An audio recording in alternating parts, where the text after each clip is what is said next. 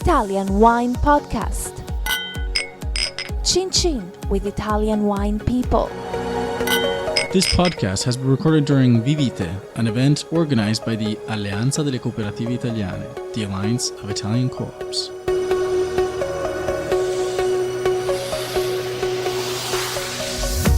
Hi, my name is Monty Waldin. This is the Italian Wine Podcast. My guest today is Assunta De Cillis, who is the general manager of a cooperative called Cantina Due Palme, which is in Salento in Apulia. Welcome. Thank you. Right, Thank you just so much. give us a little bit about the history of the cooperative. When was it founded? Cantina Due Palme is a social cooperative. It was born in 1989 and from an idea, Angelo Maci, that is our president and winemaker. So what was Angelo Amaro? What did he do? Was he a wine grower? Yeah, he's a wine grower, and the third generation of wine grower. The idea was to keep together some growers in our area, growers of our indigenous grapes, Malvasia, Negro Amaro, Primitivo, Sangiovese, and other indigenous grapes.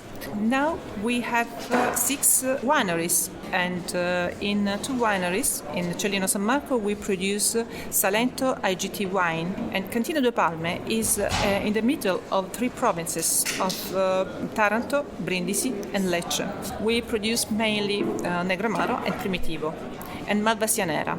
That's our main indigenous grapes, which produce Salice Salentino DOP, Salice Brindisi DOP, and Squinzano DOP, and other important Salento IGP wine. So how big is it in total? How many hectares of vineyards do you have in total, roughly? We have in total 1,000 growers, members of our cooperative, and in total we have 2,500 hectares vineyard. Mm-hmm. Do your growers have any other crops as well? I mean, it's a very fertile area, that part of Puglia. Do they grow grain, grano duro? Do they grow? Do they have sheep to make cheese? In the south of Puglia, we say usually that the Puglia region is divided into parts. In the north of Puglia region, they produce table grapes, and in the south of Puglia region, we produce grapes on our Alberello Pugliese. So it's bush vines, Alberello Pugliese. Yeah, bush wine. Yeah. We produce 8 tons per hectare. It's very dry there, right? Yeah, Alberello Pugliese is resist to the dry season. Are all your Primitivo vines, are they all bush trained, or do you have some spalliera with wires? Both. Really. Is it the older growers that love their bush vines, or is it the younger ones that want to be more mechanized and post some wires in? Yeah, in fact. Do you think there's a difference in quality between the two? Are you a traditionalist or a modernist, or a bit of both? We are big, so our cooperative give the opportunity to give to our growers the machine in order to pick up the grapes by machine. To harvest the grapes by machine, yeah. So it's a very diplomatic answer. You're prepared for all eventualities, okay? No, because we have some growers that are this kind of machine, and other growers that pick up the grapes by hand. Okay. So one of the specialities of the Salento is Primitivo Passito. Primitivo Passito. So what does that mean, though? How do you make the Passito wine? Passito, we produce Primitivo Puglia di Manduria DOP. In fact, we have another winery in Lizzano, in the provinces of Taranto, which we produce the Primitivo di Manduria DOC. As you know, I'm sure that you know that is according to the regulation, to the law, we have to vinify these grapes in the area, in the production area.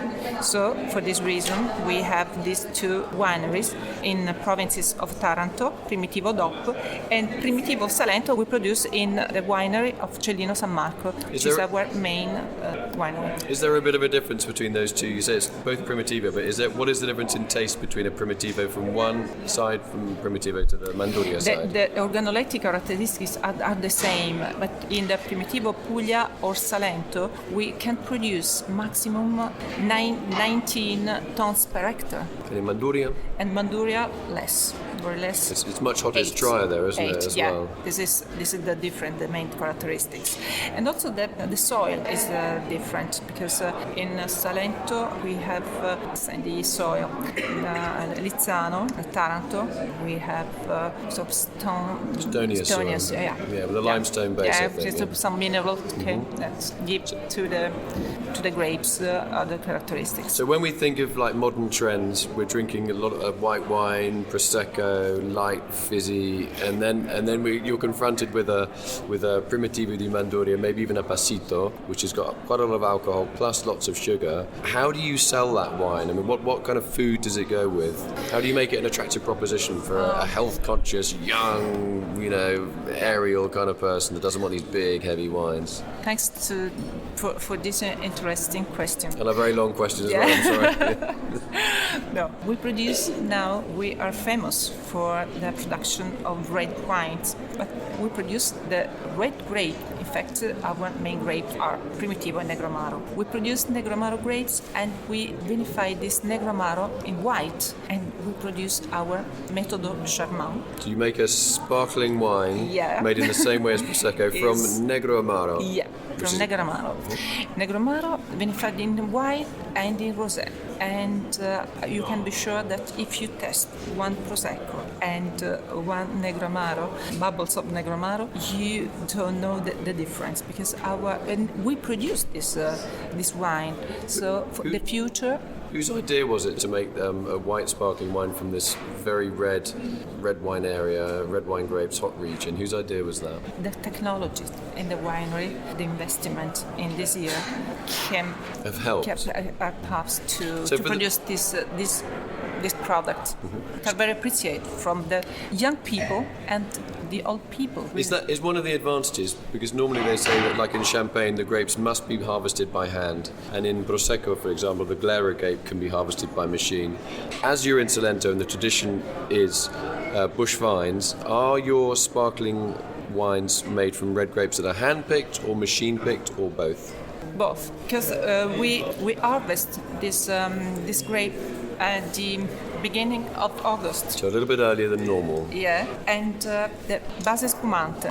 To make the base wine. Yeah, Chardonnay, for example, and Negro Amaro. Negro Amaro because mainly for the base spumante we use Negro Amaro grapes.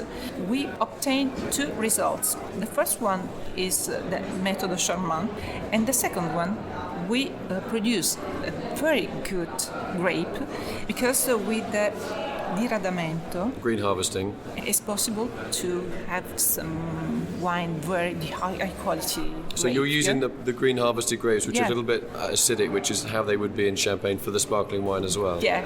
Okay. Yeah. This is the secret. So we obtain two special results. What about the older growers, the real traditional growers who drink litres of 16 alcohol Primitivo every day at lunchtime? Do they see these sparkling wines as a threat to tradition, or do they see it as progress, inevitable progress? What's their view? We think that Primitivo is the old grapes, and we prefer to keep the tradition methods to obtain Primitivo di Manduria grapes. We pick by hand these grapes and we put in this plateau little boxes. Okay. Small crates. Yeah, and we have sala passimento. So you have your own drying room for the drying of the grapes? Room, yeah. But that's a natural drying room. You're not like absolutely. So it's basically a room with through which air can pass. You don't have an artificial heater. You don't need it in that area. I think. And the babbo degrees from 22 became after this process more than 30 babbo. And we vinificate this grape after 1 month. So you let them dry for a month or 2 months, then you press. Yeah, absolutely. And then you make the passito wine. You age it in wooden casks, I would imagine. Yeah. So what's a good abbinamento? What's a good dish to go with a Primitivo di Manduria passito? With seasoned cheese, and from like pecorino from Apulia. Yeah. Stagionato, aged. Stagionato, So a little bit aged. spicy, yeah. And what about the cheeses that have herbs? They age with herbs around them to make it a little bit more flavorful. Is that a good match, or is that too strong? Yes. And also in this case. What about meat? Agnello, lamb? Agnello, lamb, beef, strong food. Okay. One other question. What are your main markets? How much do you sell in Italy and how much do you sell abroad? Talking bottled wine, not bulk wine. In total we export to 12 million bottles of wine.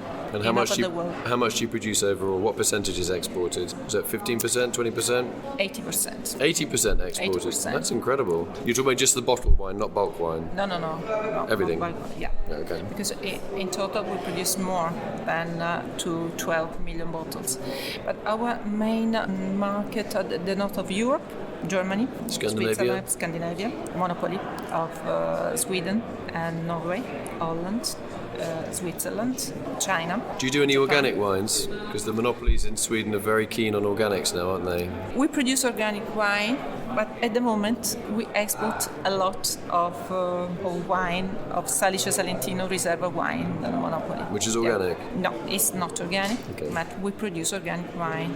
And I think for the future will become a very good market in general, because a lot of people prefer and asking for organic wine. And it's fairly easy where you are as well. It's quite an easy place to be organic in Salento. Yeah, it's very easy because a lot of our members grow this grape according to our organization, because we organize these growers that fortunately follow our suggestion. You have a protocol, yeah? Yeah, a lot of. For the future, I think that is a lot of requests, and this is the future market, I think. Okay, that all sounds pretty good, sounds very positive. Thanks to Assunta De Cillis, who is the Director General of the Cantina Due Palme in Cellino San Marco in the province of Brindisi in Apulia in the beautiful Salento area. I hope to come down and see you sometime soon. It's an area I know Freddie. My father-in-law that's where he was from, and wish you and your growers every success. Thank you very much. Thank you so much. This episode has been brought to you by Vinitaly 2018, taking place in Verona from April 15th to 18th. Vinitaly is the wine exhibition that helps you discover and get to know Italian wine and features over 4,200 wineries. Follow Italian Wine Podcast on Facebook and Instagram.